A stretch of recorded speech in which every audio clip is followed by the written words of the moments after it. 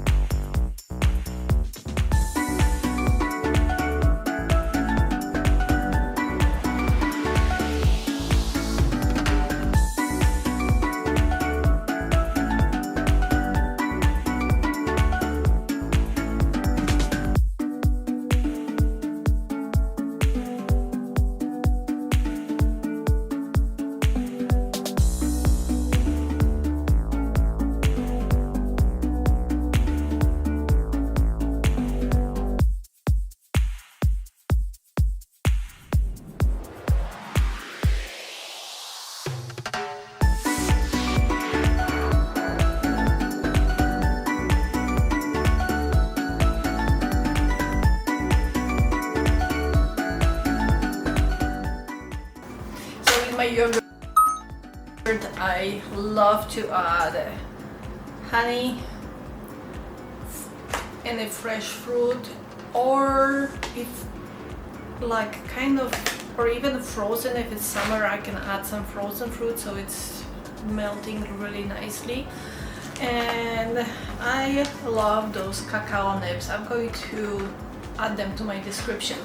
And another thing I like, I don't have to use too much of the, so in my yogurt I like to add fresh fruit and honey for sweetness. I use coconut yogurt. And then for crunchiness, I do not use usually granola, and the only thing I like is the cacao nibs. I'm going to add them into the Amazon description. And for crunchiness, I like those freeze-dried fruit. Either can be dragon fruit, strawberries, raspberries, blueberries, depends on the time and what I have. Usually I buy those in Trader Joe's and they are delicious. And combined with the yogurt, it is the best thing. From time to time I also add like a mango powder. There's nothing better than delicious yogurt with crunchiness and fresh fruit.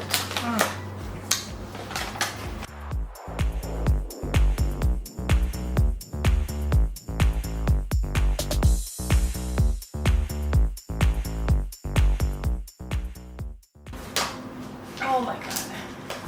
And plus, if you also, those coconut nibs, they have a potassium and calcium that is important for our body, so good benefits.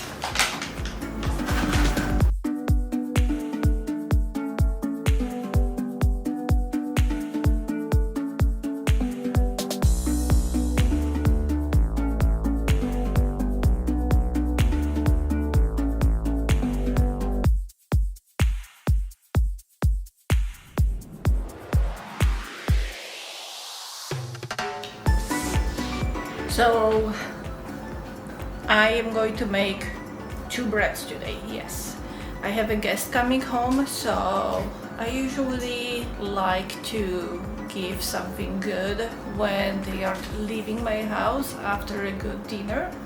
So because I love to make a homemade sourdough, I'm making one for myself, I'm making one for my guest, so he can take it home and enjoy it when he is home. So whenever I have a holiday, any kind of like celebration, or someone's coming to my home, either me or my friends, when we visit each other's house, we tend to pack whatever we ate and give it as a gift so they can go and still enjoy the food that we just ate in each other house. This is kind of like a nice, I'm not sure if it's a tradition, but a nice gesture toward your guest, that you kind of care about them, not only for coming to your home and eating with you the dinner, but also living with delicious food and enjoying it at home. So in Poland we say guest home, God home, and this is how we take care of the people who coming to our home, like they are welcomed, and anything that you have it in the house, we put it on the table so we can enjoy. If it's even too much, yes, sometimes we have a tendency to put too much on the table, but Polish people are usually known for their hospitality, I think it's called, and this is how we love to welcome the people coming into our house. Comment me, do you have any special way of doing guests when they're coming in your home? What is your setup? What do you cook usually? That's the best way of, like, what's your best meal that you always do when the people are coming to visit your home? I just like to know, so this way I can try it too. If you give me a good recipe or the name of the dish, I will try that out. For today I am going to make a steak. Yes, I need to say it's steak because usually I say it's steak and my niece is laughing at me. So I'm going to do a steak. I'm going to make tiny potatoes fried with garlic and herbs, and for side dishes I am going to have a baby broccoli fried with garlic, and also I bought the asparagus. I'm going to bake that asparagus.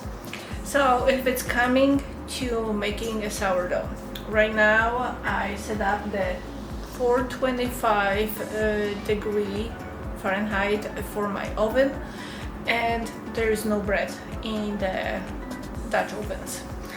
For right now the Dutch oven is only empty in the oven heating up, so then when I drop the bread it is all nicely contain the heat. The bread can rise quickly, and for the first time baking it I am keeping the bread covered for half an hour when I bake it. After half an hour I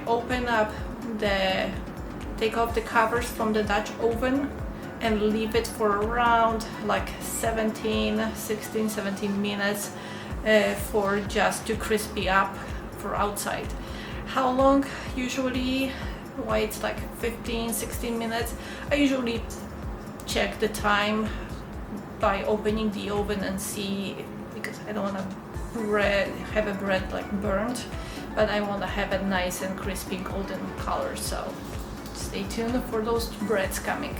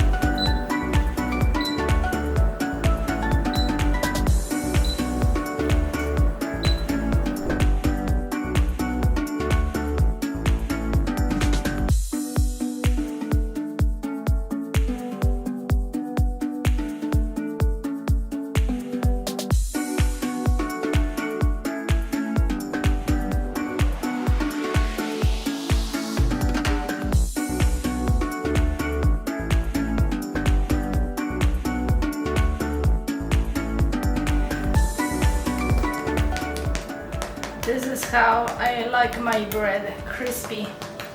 Woo! Nice.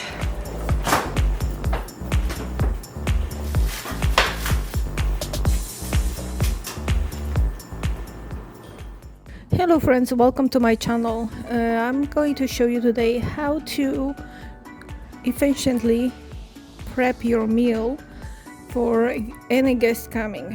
So let's get started.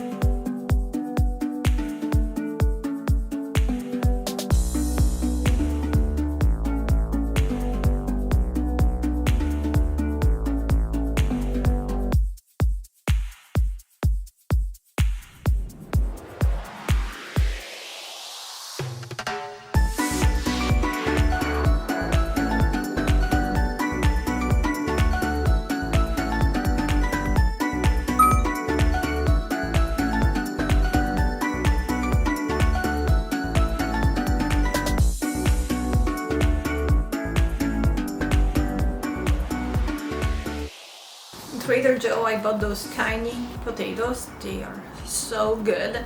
So what I do before my guests come in, I clean, of course. Yes, I also start prepping the food like hours before the guests come in. So then when actually someone coming for my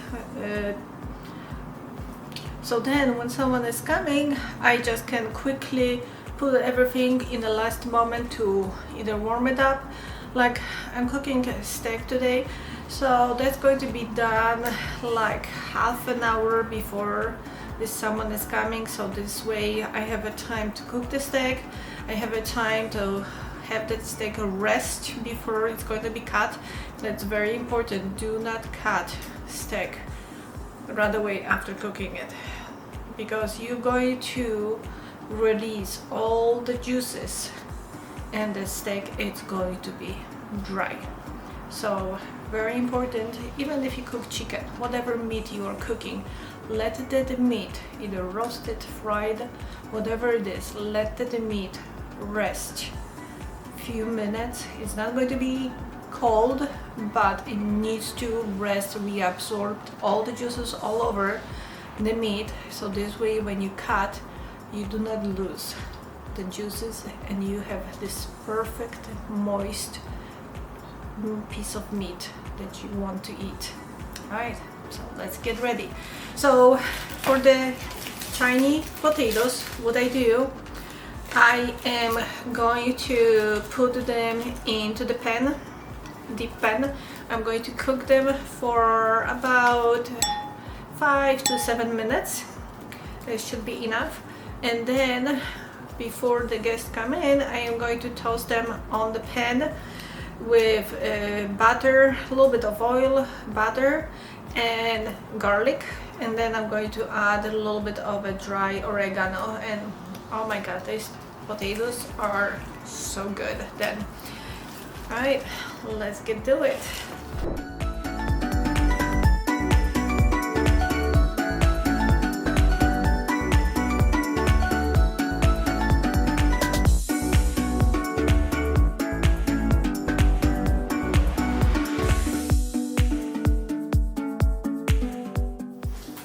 So this is the baby broccoli. The only thing, I removed the leaves. Come at me, did you ever cook that baby broccoli?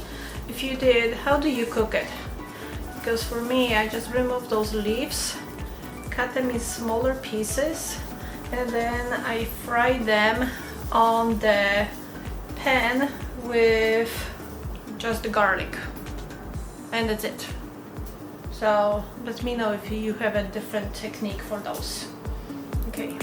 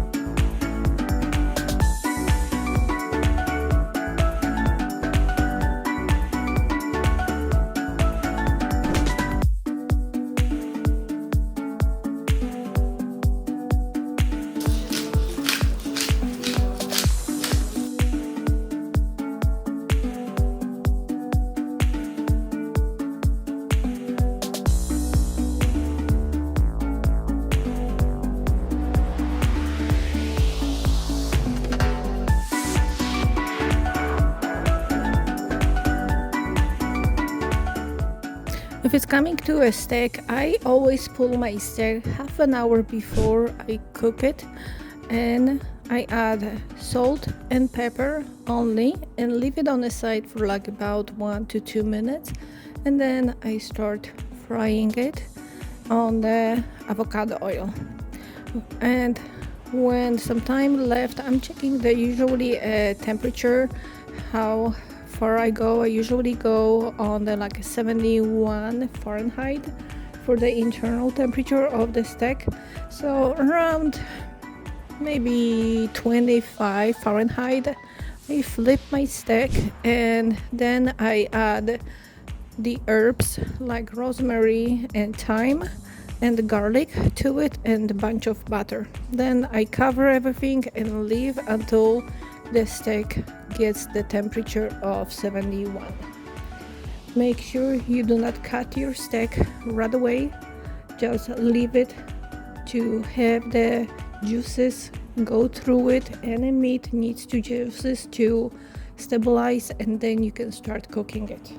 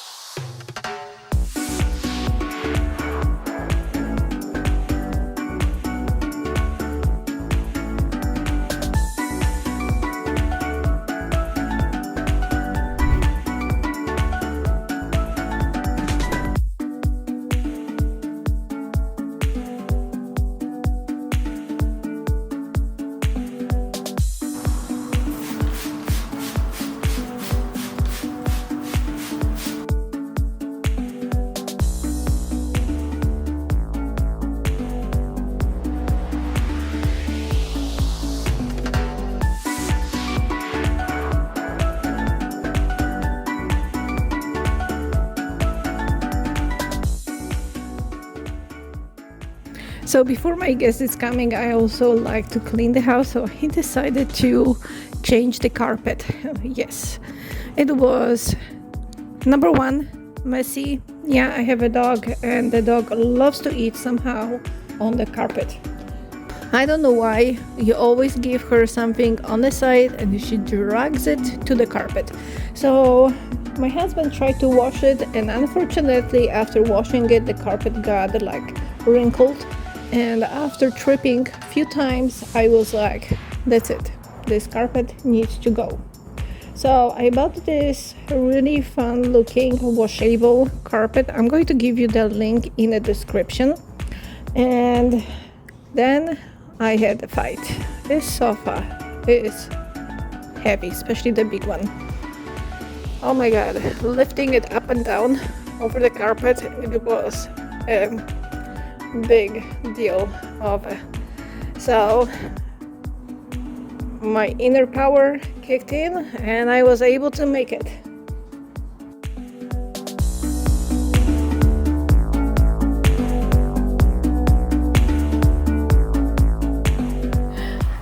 All good. Just tired. There was lots of lifting, and I realized after putting the sofa that I pushed it way too close to the window. I am not fixing it. I am done. I'm going to wait for my husband and we can do it next day. It's good enough for right now.